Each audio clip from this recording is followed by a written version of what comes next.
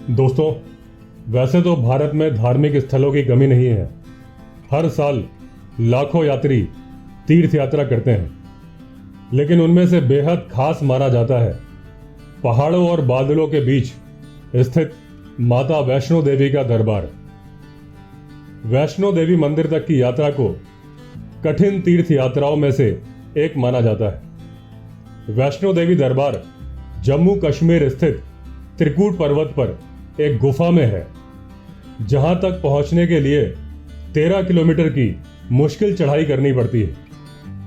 लेकिन यहां का दृश्य बेहद अलौकिक है, जो लोगों को अपनी ओर आकर्षित करता है। यदि आपको भी मां वैष्णो देवी के दरबार में जाना है, तो उससे पहले ये महत्वपूर्ण बातें जान लीजिए। माता वैष्णो देवी के दरबार में जाने और यहां घूमने के लिए सबसे अच्छा समय गर्मियों का होता है। गर्मियों में पहाड़ों पर मौसम अच्छा होता है। यदि आप मानसून या सर्दियों के दौरान यात्रा कर रहे हैं, तो आपको यह ध्यान रखना होगा कि मौसम की स्थिति बदलने की संभावना रहती है। नए साल की पूर्व संध्या, नवरात्रों और गर्मी की छुट्टियां या त्योहारों जैसे विशेष दिनों में यहां बहुत भीड़ होती है, जिसकी वजह से यहां दर्शन के लिए लंबी प्रतीक्षा करनी होती है। यहाँ की यात्रा के समय के आधार पर आप ये जरूर सुनिश्चित कर लें कि अपने बैग में किस प्रकार के कपड़े रखने हैं। यदि आप सर्दियों में आ रहे हैं, तो खुद को गर्म रखने के लिए दस्ताने, स्कार्फ, ऊनी कपड़े साथ में रखें। साथ ही अगर आप ट्रैकिंग की योजना नहीं भी बना रहे हैं, तो भी आरामदायक जूते पहने। यात्रा के लिए आपको अपना रजिस्ट्रेशन कराना होगा। कटरा में यात्रा शुरू करने से पहले रजिस्ट्रेशन होता है। इसके लिए कुछ भुगतान करने की आवश्यकता नहीं है। यहां से आपको रजिस्ट्रेशन की स्लिप मिल जाएगी।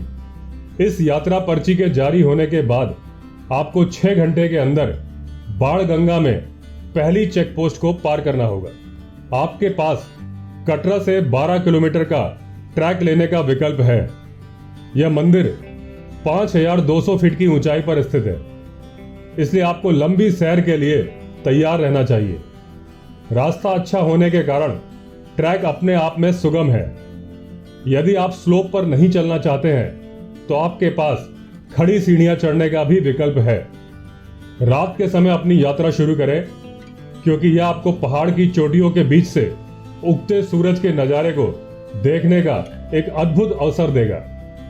यदि आप पैदल चलने के इच्छुक नहीं हैं या वरिष्ठ नागरिकों के साथ यात्रा कर रहे हैं, तो आपके पास टट्टू की सवारी करने का भी विकल्प है। एक निश्चित दर निर्धारित है, जिसका भुगतान कर आप टट्टू की सवारी कर यात्रा कर सकते हैं। हालांकि वरिष्ठ नागरिकों के लिए बैटरी से चलने वाले ऑटो भी दिन के समय में उपलब्ध रहते हैं। आपके पास हेलीकॉप्टर सेवा चुनने का भी विकल्प है, जो कटरा से सांझी छत हेलीपैड तक उपलब्ध है। हेलीकॉप्टर का विकल्प चुनने के लिए आपको बुकिंग पहले से ही करानी होगी, क्योंकि इस सेवा के लिए लंबी लाइन रहती है। वैष्णो देवी यात्रा के बीच में अर्धकुमारी मंदिर की गुफा अवश्य जाना चाहिए। इस मंदिर के दर्शन किए बिना मां वैष्णो देवी की तीर्थ यात्रा अधूरी मानी जाती है। अर्धकुमारी से 3.5 किलोमीटर की दूरी पर स्थित सांझी छत एक खूबसूरत स्थान है। यहां से घाटी का विहंगम दृश्य और बर्फ से ढकी हिमालय की चोटियों का आनंद लिया जा सकता है। इस यात्रा के दौरान खाने पीने की चिंता करने की आवश्यकता नहीं है। यात्रा मार्ग में बहुत सारे भोजनालय और जलपान केंद्र हैं। यहां आपको स्वादिष्ट राजमा चावल, पूड़ी छोले, डोसा, कढ़ी पकौड़ा, दही बड़ा, इस तरह के व्यंजन मिल जाते हैं। मुख्य परिसर, जिसे भवन के रूप में जाना जाता है, यहां पहुंचने के बाद आपको मुफ्त और किराए पर आवास की सुविधा आसानी से मिल जाएगी। इसके अलावा यहां पर शाकाहारी रेस्टोरेंट, एक चिकित्सा केंद्र, कंबल स्टोर, क्लॉक रूम और धार्मिक प्रसाद और स्मृति चिन्ह बेचने वाली दुकानें भी मिल जाएंगी। तो दोस्तों, ये थी इंफॉर्मेशन वैष्णो देवी यात्रा के बारे में। अगर आपने चैनल सब्सक्राइब नहीं किया है, तो चैनल सब्सक्राइब कर दीजिए। चलिए दोस्तों, फिर मिलते हैं अगले वीडियो में। तब तक के लिए all the best. Vande Mataram.